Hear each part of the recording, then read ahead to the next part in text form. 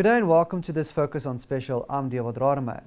The city of eThekwini is hosting their first ever Energy Transformation Summit on the 1st of March.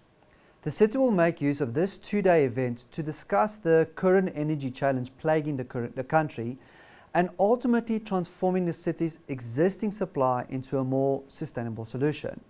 I'm joined by Honourable Mayor of eThekwini, Councilor Mxolisi Kaunda, to discuss this more in detail. Now, I understand the theme for this is building energy security. Now, keeping that in mind, what is the city's strategy to create this secure energy supply and ultimately be less dependent on a national grid? We started this journey by developing our energy transition plan, a strategy. And that strategy is now coupled with an implementation plan, which gives us clear timelines, what we want to achieve in terms of putting to our grid. We anticipate that the first projects must give us at least 400 megawatts. Out of that 400 megawatts, 100 will come from solar panels and 300 will come from the gas generation.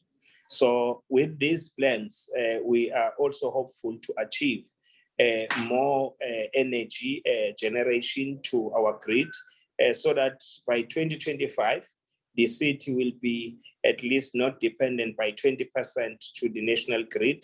By 2030, we anticipate that 40% will have been accumulated in terms of dependency that we can start producing. By 2035, the city will be in a better place to start generating and supplying the energy as envisaged. Now, I'm listening to all these project plans that you're talking about, and I'm wondering, are you using these project plans to attract investors to be part of this PPP model? Of course, we have adopted the service delivery model of the PPP, public-private partnership, because government alone cannot achieve its goal to change the situation for the better, especially the load shedding is affecting the livelihood, it's affecting the economy of the city. It also affects us as a city to generate necessary revenue. So therefore, it necessitates that we will collaborate with many partners. Social partners as well should not be left out. We want to see cooperatives, social enterprises, medium enterprise companies, also having the bigger players in the field in this sector, taking the advantage of the opportunities that the city is opening. So therefore, we are looking and anticipate that the first projects, we have earmarked about 30 generation projects. Some of these assets will be owned by the city. Independent power producers will be selling the power to us and will then distribute to our communities and to businesses. But we also anticipate that if you look at the plans that we have developed, we are diversifying the energy sources so that we do not rely on one stream.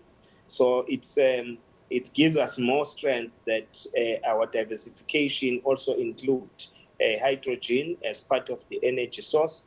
It includes also offshore wind that is part of this. It includes waste to power, using the waste to generate power. It also includes our own coal, the precious gift we have ever been given as the continent and as South Africa. And that coal will then be utilized also to put more contribution to the grid. But we are not leaving out the nuclear as part of the source of energy. So therefore, we are saying our plan is a diverse plan, which will enable us as a city to generate necessary energy to supply to industries, to supply to our communities, and make everybody happy that there is no load shedding in the city, but also businesses are becoming more productive, as well as schools, social amenities, schools, hospitals, and many other. And we'll take advantage of the packages that the president have announced in terms of the solar panels for those who are paying tax, but we'll also take other advantages to develop some social relief for the community members who can't afford so that we come at their rescue. And also the small businesses that are emerging, which are also severely affected by the load shedding and its implications. Now, Mr. Mayor, you're making reference here to supplying energy to the communities, and a big part of the community is the rural communities. Now, I want to know from you, what role does microgrids play in supplying electricity to the rural areas? If you look at our plan, most of the sites that we have also identified, some are from the rural areas, because we have a firm belief that energy generation should not be isolating rural areas and townships. If we talk about our city, it's 60% rural, as well as informal settlements and townships. So therefore, we'll put more concerted efforts as well to establish sites in those areas, so that communities themselves will also be playing a meaningful role in those generation plans to bring material that is required to be part of the value chain, so that we can create more jobs through value chain, leveraging from the potential of the sector to supply more jobs. Now, all these plans that you are making reference to, does it fall part of your strategy to assist the tourism sector to always have that constant energy? It's given that if you're a tourist city, you can't run a successful hospitality industry, you can't have the creative industry growing. We are also on the processes of having our own film city here in Durban, in eThekwini. So all that requires the assurance that there will be adequate supply of power, adequate supply of water, and we fix the infrastructure of the city so that it becomes more responsive to the aspirations of those businesses. Because once those businesses establish themselves in the city, they will be employing our community members. They will also be giving economic opportunities to the growing sector, that is cooperatives as well as social enterprises in the city. So we are certain that with all these interventions and what is entailed in our plan is going to turn the tide around. Now, these interventions that form part of your plan, I want to know, in the 2023-2024 budget, from the 13 billion rand allocated to support clean energy transition, does this fall part of that budget, or are you looking to gain more investors, international investors, that can be separate from that particular allocation? We are part of the C40 cities, which are activists on climate change. So therefore, it doesn't shade away our role that whatever we do, we need to be cognizant of the fact that we are a climate change activist city. So whatever we do, it should assist us to reduce the levels of heat so that we do not contribute to the global warming, but also accessing some of the funds internationally. Hence, we have lobbied during COP27 in Egypt. When we were given the platforms to speak there, we have lobbied the developed countries that we still need more of finances, more funding, especially on adaptation. Because for now, in the world, we are seated at 7% on international funding on climate change. So we want that to be turned into 50% at least, so that we start engaging in all activities that will safeguard the earth, because the earth we must coexist and preserve it as well.